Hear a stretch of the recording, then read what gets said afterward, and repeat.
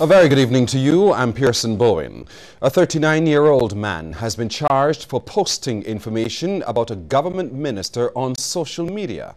Omar Sean Watson of Maxwell Christchurch is expected to appear at the District A Magistrates Court tomorrow for the offence of malicious communication. Earlier this month, a message appeared on social media which police say was menacing in character and caused Minister of Transport and Works, the Honourable Michael Lashley, annoyance, distress and anxiety. Investigations led to the arrest of Watson. The Royal Barbados Police Force says it has noticed surfacing from time to time the use of social media to present malicious communications which at times can be very damaging to persons' reputations. The police are warning persons to desist from this type of behavior, which constitutes a criminal offence, and once reported, there will be an investigation. CBC News also understands that Minister Lashley will be taking action against a local publication in relation to this matter. If convicted, Watson faces 12 months in prison and a fine of $10,000 or both.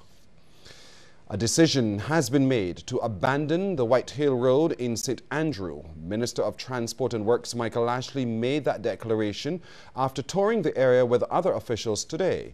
He's also called for affected residents to be moved as soon as possible. Shane Seeley has more. The situation right here in White Hill, St. Andrew is getting worse and worse day by day. The devastation looks like it's been caused by an earthquake. This section of the road, I'm hearing, collapsed overnight. And now residents who are very willing to talk to me and other media officials today tell me about how dangerous the situation has now become for them to move to and from their homes. Scores of residents left stranded this morning, too afraid to make the journey across the now treacherous path to the other side. I would like to move now. If they can't do nothing with the road, move me to there, because I'm trapped. I have a back problem. Right now, you shouldn't even be here standing up. My back killing me. I can't step down there. We want out. We want help. We want urgent help. Right now, my mother's in a wheelchair. She can't even walk. She can't move. All she's doing every day is crying, crying, crying. Right now, she have a doctor appointment tomorrow. I don't know how she's going to get her here to go to the doctor. And really and truly, this morning I left to come to take my child to school and go to work. I can't get across there. All the child doing is crying, crying, crying all the time because she wanted to go to school. I got bad foot. As a diabetic, I can't go across there, follow their welly. You go up all of my bottom. And just after 11 this morning, Transport and Works Minister Michael Lashley arrived on the scene to assess the damage with other top ministry officials. I don't want to say shocked, but I've never seen anything like this yet. After some deliberations with his team, he made the announcement. In the interim, we will have to abandon this road. Certainly this road will have to be abandoned. This is dangerous. We don't want to have any problems down here in terms of the residents being able to traverse in and out. And we have to look now at alternative measures in terms of how we're going to treat to bring some comfort to the residents of White Hill. Meanwhile, Philip Tudor, a senior engineer at the ministry, says the road is on the verge of total collapse. When we came here on Sunday, the road had sunk about a foot to 2 feet. Now it's almost 4 or 5 feet now, right? And as I said, as they go through the remainder of the week, it will sink even further, I anticipate. But what is happening is that this is failing from deep down inside the valley. Right, the whole area is slipping. Even above here, you can see signs of failure. The lady here had to move out from her house because all above there started to collapse as well. So there's going to be a deep-seated, what I call a deep-seated failure, and the whole area is going to slip down into the gully eventually. And residents here in White Hill are also now without electricity. That's because officials from the Barbados Light and Power had to turn off power in the area because of that coconut tree which was laying on that high tension wire. And so far it is unclear when electricity will be restored in the area. I'm Shane Seeley for CBC News. There is huge potential for Barbados to benefit from the worldwide interest in the history of churches. This contention from architectural historian Senator Henry Fraser at the launch of the second edition of the book Historic Churches of Barbados. Some are 100 years old, some 200, some 300. Some built like St. James Church on the first holy ground of 1 acre of Whole Town. And that goes back obviously to 1627. St. Mary's Church, 1628. This site a few years later. And these churches have enormous potential, not just for our own spirituality, but for Barbadian tourism. Church tourism and church architecture tourism is big all over the world. People travel the world to see churches. The publication is a revised, enhanced and enlarged version of the first edition. The proceeds are earmarked to assist with the restoration of the St. Michael's Cathedral.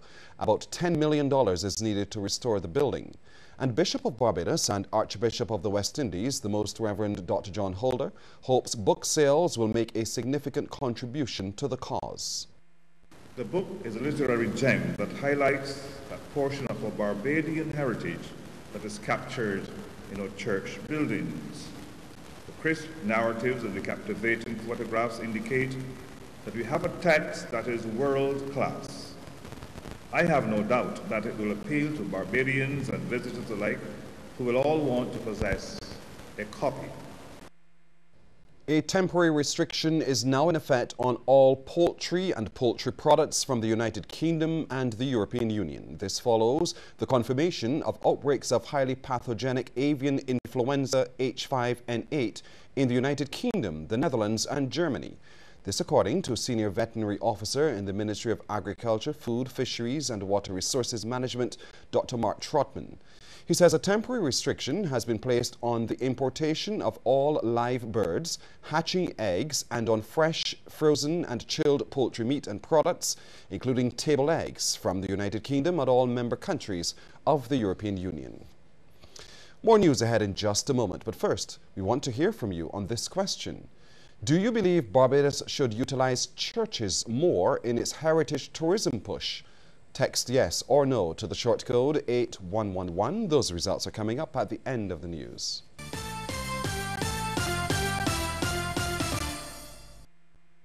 Reminisce and bring back the memories. Comey presents Wrap Yourself Round the Flag, Saturday, November 29th at Kensington Oval from 9 p.m.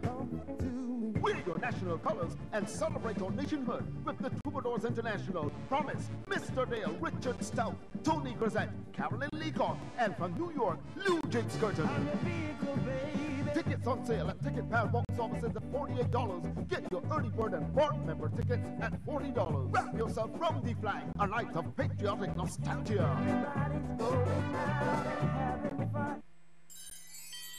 This Christmas, Harris Paints is giving back. Yes! This Christmas, Harris Paints brings you the color of money. Play and win lots of prizes. Country prize draw for $1,000 US, Caribbean prize draws for $2,000 and $3,000 US, and the grand prize of $5,000 US. Go to a participating retailer or Harris store and pick up an entry form with your purchase today. Terms and conditions apply. See entry form for details. Everybody smile, smile, smile, smile, smile. Show your teeth, why don't you? Milk, Pine Hill milk. On Saturday, November 29th, wrap yourself around the flag and celebrate independence with quality Barbadian artists. CBC joins Comey in celebrating national pride.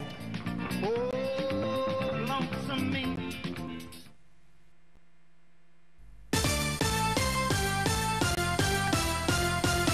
The Barbados Water Authority is undertaking a number of projects which will make it more modern, efficient and a financially viable state entity. Among the projects identified by Minister of Water Resource Management, Dr. David Estwick, are the Residential Smart Meter Program, the Ionics Project, the St. Philip Augmentation Project, and the construction of a new BWA headquarters. Today, the Minister broke ground on the Package A component of the Water Sanitation and Systems Upgrade Project at Foursquare in St. Philip.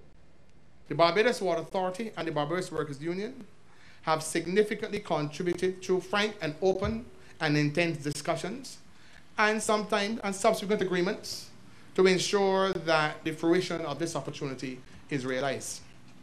In this regard, I want to implore the workers in the Barbados Water Authority's Capital Works units and the supporting workers from the distribution department to demonstrate their proven skills and their efficiencies and their efficiency in means installation, and at the installation of connections and services on this internationally funded activity. Dr. Estwick says the water supply in areas like St. Andrew will be improved with mains replacement in St. Joseph, St. John, St. George, St. Michael and Christchurch. The BWA is also moving to reduce its high electricity costs, estimated at $30 million annually. Moves to improve water at the Bowmanston pumping station are also being addressed. Under the IDB project, the first phase of the cleaning of the Bowmanston stream and the installation of turbidity monitoring systems will be completed. This activity is scheduled to commence around March 2015. I have provided some details deliberately regarding the projects being implemented by the Barbados Water Authority to demonstrate that positive activities are being undertaken and will be undertaken over the next 3 to 5 years. The Upper House of Parliament today paid tribute to 2 former senators who recently passed away. They were agriculturalist Keith Laurie and economist Tennyson Beckles, both of who died last month. Mr. Laurie was described as a man of many interests, among them agriculture, the environment and the preservation of Barbados heritage. Senator Dr. Esther Bayersuku remembered him as one who didn't just talk, but acted on his convictions. Whatever he was passionate about, he got up and he did. If there was anything that he saw needed to be corrected, he got up and he addressed it. If there was any way he thought he could have made something better, he got up and he did it. He didn't just say to the powers that be, you need to do that. Yes, I gather he did that as well. But whatever he thought he could do, he also put his hands to it and he got involved. Senator Sir Trevor Carmichael described Mr. Laurie as a Renaissance man who impacted positively on many areas of Barbadian life because of his diverse interests. I speak of Keith, therefore, in terms of his dogs. I speak of him in terms of his international relations. I speak of him in terms of his commitment to preservation. And I speak of him essentially as nothing more, nothing less than the quintessential Barbadian. In paying tribute to Mr. Beckles, Senator Maxine McLean said he was a committed member of the governing Democratic Labour Party. She added that he was very knowledgeable and always willing to share his ideas. In the words of Prime Minister Frundle Stewart, and this is he shared with me, whenever ideas were being discussed, Tennyson was there. So he was one who felt that you had to nurture people's ideas, keep people thinking as a means of ensuring that we did have a cadre of people who continually focused on how to better Barbados, and his contribution in economics and related areas was important. And inspirational is how opposition member Senator Wilfred Abrams referred to Mr. Beckles. He didn't start out with a bang. He went to evening classes put on by a local union at a union college, and he got his start. He got a scholarship and he went on to get a bachelor's, he got a master's, and he got postgraduate qualifications. And then he came back to Barbados, and what did he do? He gave back in the same way that he received. Prime Minister Frundle Stewart today met with key stakeholders in the sugar industry and reiterated government's commitment to its support and long-term viability.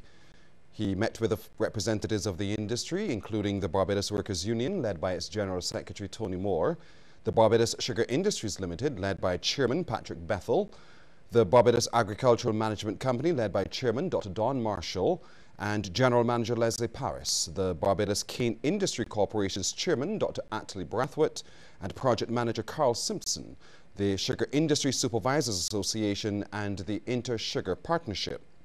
Also present at government headquarters was, for the 3-hour-long meeting, was Minister of Agriculture Dr. David Estwick, Minister of Finance Chris Sinclair, and senior government officials. Regional news next, but first a reminder that we'd like to hear from you on this question. Do you believe Barbados should utilize churches more in its heritage tourism push? Text yes or no to the short code 8111. The results are coming up at the end of the news. You can also follow us on Twitter at CBC_Barbados and on Facebook, CBC News Barbados. Here's a tip